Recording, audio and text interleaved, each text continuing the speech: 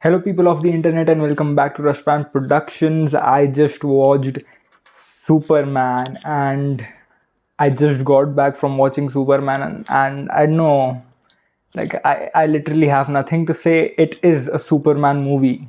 It is a hopeful movie. It is a vibrant movie. It is a happy, a jolly movie. It is something that I think the world needed at this point.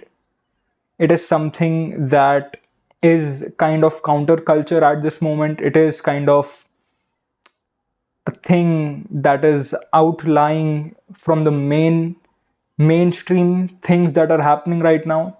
And this is that movie. This is the movie that I think and feel was needed for the world, especially the way things are all around the world between wars and distress.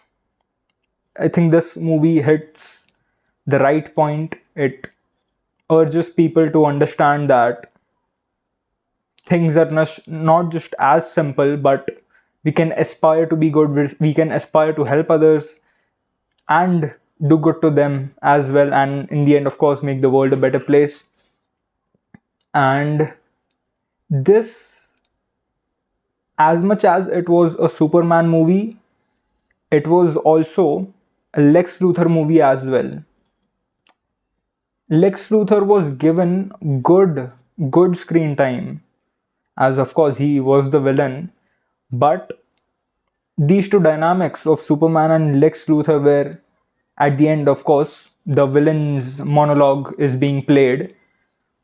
So it shows you quite well what commentators trying to give you on the real world situations and the way things are in politics and like war between countries and how personal ego comes in between that to just ruin what might not have been as bad or would have been at least peaceful. So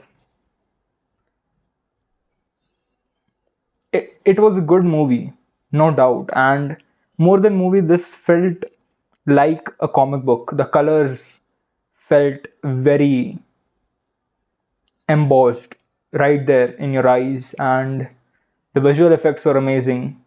It felt like a comic. It felt like turning through the pages of a comic from one scene to another. It was just amazing to see. Love that. I am actually, and I was awestruck by the way they, I think, executed the movie. Like, this was a flawless movie execution from the point of production to the trailers, because the trailers literally just show you the starting 10 to 15 minutes of the movie. Like, y- there is so much more that the trailers don't even tell you what there is. So literally the trailers were constructed to like kind of just not show you much, and the way the movie is paged, the way the movie progresses is also smooth. I mean, yeah, it's a short movie, but it doesn't feel short. It feels big. It feels expansive. It feels like, yes, there is a strong thing binding together all these separate sequences and things. There is heart in the movie. David Corn Sweat as Superman is literally Superman. I saw Henry Cavill's Superman in somewhere around 2020-21, and I was like, yep, okay, it's a Superman, but it's not the Superman. This Superman is the Superman, and that says a lot, because to embody Superman, to embody this God amongst men, to embody this kind of character that's a messiah, with that kind of, you know, purpose and with that kind of hopefulness, I think David Cotton Sweat just pushes all those boundaries and lands it extremely well. Then, of course, his chemistry with Lois Lane, Rachel, Bronchman. I might not have got the name right, but with her, it's also amazing. The dynamic is amazing. Of course, there will be some spoilers ahead. So, if you don't want to know the spoilers, you can, I don't know, skip, and skip. But yeah, so Lois actually knows he is Superman. Of course, we saw that in the trailers, and that dynamic is also good. The dynamic between how Lois reacts to Clark and how Lois reacts to Superman and how Superman reacts to Lois and how Clark reacts to Lois is also just amazing to see because we have never saw it like this on film. So yep, it is a good dynamic between them. Then I absolutely loved Guy Gardner. The character is amazing.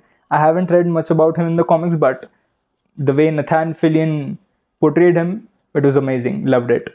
Then, of course, I loved Eddie Gathegi as Mr. Terrific Man. Let me tell you, this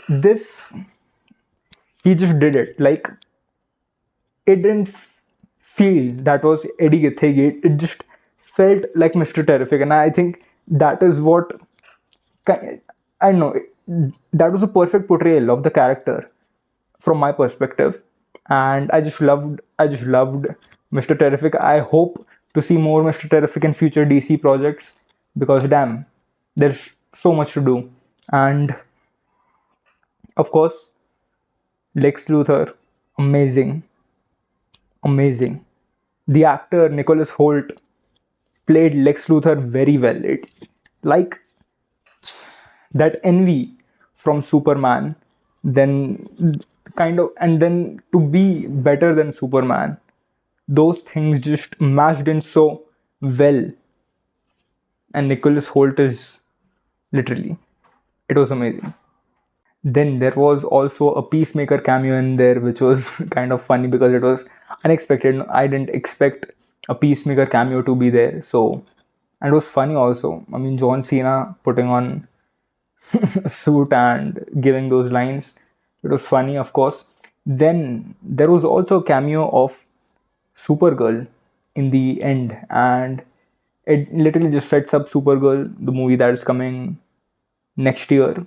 And yep, like I'm ready to see that movie as well. And yep, those were like just two cameos that were in the movie that kind of that will pay off, I guess, because Peacemaker is coming out next month and Supergirl the next year. So we will see that, and the plot of the movie is also decent. It's fine.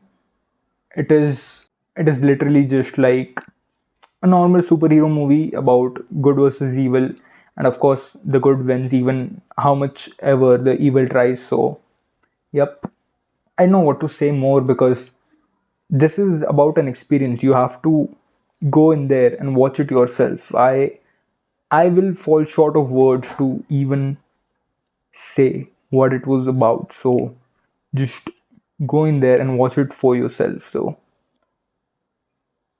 yep, it was a good, amazing film. Check it out. I I literally don't know what to say much. I don't know. Hello, people of the internet, and welcome back to Rashman Productions. This is Comic Week with God Spectre himself, where I discuss everything movies, everything comics, and everything superheroes. So, we are just a few days away from watching Superman. Really excited to watch the film. Absolutely loving the hype. And in a few days, I'll be watching Superman and I'll be giving a review. The review will come out next week on Comic Week itself. So, make sure to sub to the channel and make sure to ask questions about any topics related to comics or superheroes or anything you would like to ask about movies or anything about that. So This week I watched the Sandman Part 2, or like Sandman Season 1 Part 2, and it was nice. I kind of wanted the more mystical and the more mythological part of the Sandman, which they delivered in this season, and I'm absolutely loving it. Because with characters like Sandman, because Sandman is literally a god, he is literally an omnipotent being who has a form and has manifested himself into this form of the Sandman. The what his name is, like what, Morpheus. And so Morpheus is an entity who literally has a realm called the dreaming, where all the dreams occur, all the people who come in like whenever they dream, they are in the dreaming in that realm. So it's a great series. The Sandman is a great character. The guy who plays the Sandman is also a great actor. Loved him. That stoic face, absolutely beautiful. And that is what I kind of also wanted from season one, and that is more kind of exploration about the dreaming and other realms, such as like maybe even hell or other realms of the endless, like his siblings, Sandman's siblings. So it was nice. Season one was kind of more grounded, I would say. Sure, it had some mystical and magical elements to it, but it was still more grounded. It was still more, hands on. Whereas in here, it is like this major plot point. There's this major arc where things are happening, where there's this kind of major storyline where big pivotal things are going on. And this is also the final season of the Sandman, so it'd be great to see how it ends. And the next part, or the final part of the season 2, comes out in August, so I'll be watching that too. I'm absolutely loving the show. Loved it. All the characters are amazing, and you also have like these kind of different takes on, or like alternative takes on the characters that we know, such as the Norse characters like Odin and Thor and Loki. And Loki will be playing a good part in part two. So let's see. Excited to see part two of that. And again next week, Superman will come. I'll watch that. I'll give you the review. And also in August, Peacemaker season two is also coming. So also excited for that. I have to still watch season 1 of Peacemaker, so I will watch season 1 of Peacemaker, then I'll jump into season 2 of the Peacemaker. Now season 2 comes right into the DC universe, whereas season 1 was in the DCEU, or it was just somewhere in there. Now the Eyes of Wakanda, an animated show from Marvel, is also um, coming soon, and it is like this 4-part animated series, or like there are 4 episodes in there, 30 minutes each, in which they show us um like things that are happening in Wakanda. It is maybe a prequel to Black Panther, maybe. I'm not sure about that. It might be a prequel, or it might just be happening after the events of, Wakanda Forever. But we'll see what it is, and it might also feature an Iron Fist. That is a rumor that I've heard. That it might also feature an Iron Fist. So let's see how it is, how it expands on the MCU.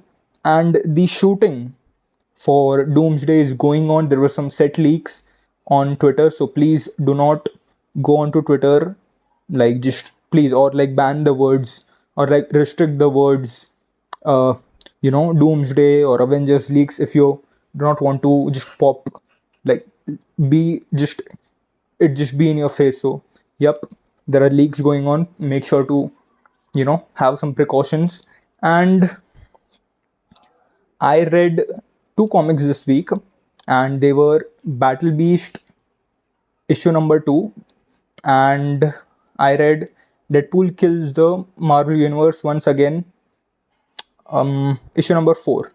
So the Battle Beast one, amazing. I'm loving the Battle Beast comic. Like it is a prequel from the main Invincible timeline. It happens right after when Beast beats up Invincible in that kind of tower where this other guy had hired him. So he beats up and he goes off into space again to have some nice fights and match with some evenly opponents, like someone who has that kind of power. So he just goes off on a rampage in space, killing different kind of like these powerful beings, and it is an interesting read. I'm loving it.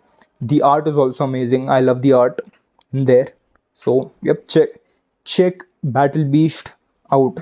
It is an interesting comic. The colors are amazing. The fight direction is amazing. And let me tell you, it is like the whole series is full on like rage, full metal. Love it. You should check it out. Then I read Deadpool kills the Marvel Universe once again, and or like one last time. And I mean, honestly, it is kind of the same thing that happened with What If season 3, where like this, you know, and like season 2, and even in Secret Invasion, where like this singular character gets this kind of all power ups and all these powers to fight this big bad or like some evil threat. And I do not like that kind of stories where you just give a character so much power like so easily. Like Deadpool literally just kills someone, takes their power, goes on to the next universe or the next target, and that's just it. And I do not kind of like that approach. uh, so honestly, that is just this story. So I do not like it. I do not like that kind of thing. But yeah, but it's cool to read again Deadpool killing all these different versions and variants of all these characters. So yep, it's interesting to read. Yeah, you can check it out, no doubt. I'll continue on reading, One World Under Doom next week. So yep, that was all from the comics that I read this week. And the Superman reviews have come in. Like there were early screenings, and the premiere was also conducted a few days ago. And many reviews came out. Most of them are really, really positive. People have extremely enjoyed it. People have loved the movie. They have been in awe of the movie, and that is what I've read. That is what I've heard. I haven't seen the movie. I'll be watching it next week, so I'll give you my review then. I'm super excited to watch the movie, and the reviews that came in were amazing. So that even got me more hyped up to see the movie, and I'll be in there in IMAX. Let's see. Next to next week, Fantastic Four First Steps is coming too. So even that is great. I'm hyped to see that. I'm hyped to see that movie as well. And then recently a teaser for the Ramayana was released, and it was a great teaser. I loved it. The whole kind of this cosmic kind of, you know, visual shot of all the three gods, and then Ram and Ravan. It was just amazing. Like the VFX is amazing. You can see that, and also the score is from Hans Zimmer and A.R. Rahman. So again, it's going to be an epic. And let's see. I'm excited to see that movie as well because it is first time, I believe, uh, that an Indian epic is going to go global. Like an epic is a story that is sang, like it is a poem like the Odyssey, which is also an epic, and it is also coming in theaters next year along with the Ramayana. So we have an epic from the West, an epic from the East, and I'm all in for that. I'm all in for that. And yep, just excited to see that too. And yep, that's it for this one. I see you in the next.